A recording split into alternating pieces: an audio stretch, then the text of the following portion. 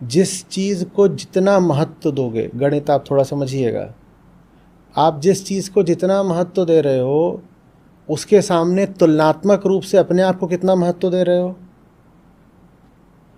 मैं अगर कह रहा हूँ कि अभी एक स्थिति है बहुत बहुत बड़ी है, अगर स्थिति बहुत बहुत बड़ी हो गई तो स्थिति की तुलना में मैं कैसा हो गया, छोटा हो गया। और अगर मैं छोटा हो गया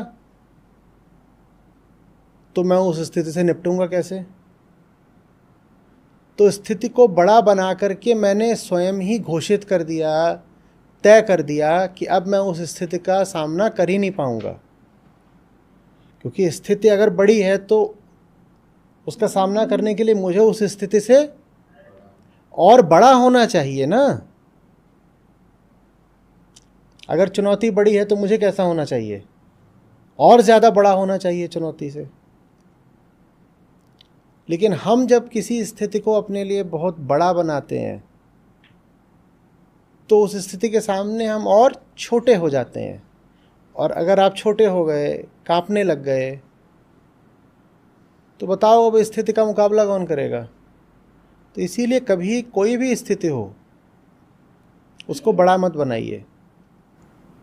बड़ा बनाने में एक मान्यता ये भी रहती है कि उसको बड़ा मानूंगा तभी तो गंभीरता से प्रयास करूंगा ना। ये मैं बचपन से सिखाया भी जाता है, गंभीर हो जाओ, गंभीर हो जाओ, देखो बड़ी बात है, इसको मजाक में नहीं लेते, गंभीर हो जाओ। पर फिर मैं कह रहा हूँ कि अगर खतरा, चुनौती ये बड़े हैं तो इनके आगे आप क्या हैं, ये बड़ा प्रश्न हुआ है ना।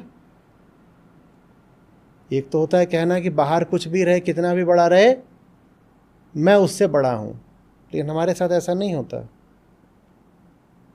हम जब बाहर की चीज़ को बड़ा कहते हैं तो हमारा तुलनात्मक मन हमें उस चीज़ के आगे छोटा बना देता है।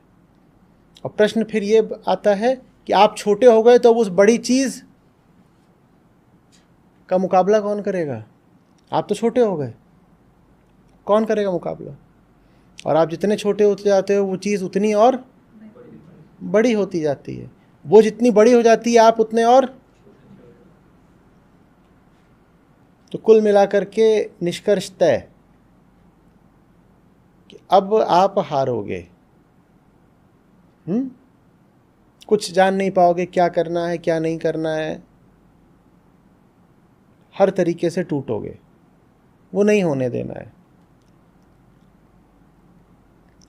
अहम का आत्मा ही सहारा है। पैदा हुए हो तो जगत में विचरण तो करोगे ही, पर आत्मा के खूंटे से बंध कर करो। कटी हुई पतंग मत बन जाओ। पतंग बहुत ऊंचे उड़े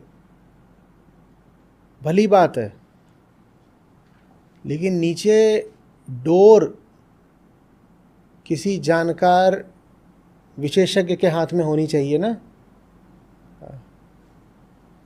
आत्मा के हाथ में डोर रहे, उसके बाद जीवन जितना ऊंचा उड़ना हो उड़े। आत्मा की उड़ान संभव इसी बात से हो पाती है कि नीचे ज़मीन से डोर बंधी हुई है। जो जितना बंधा रहेगा उतना ऊंचा उड़ेगा।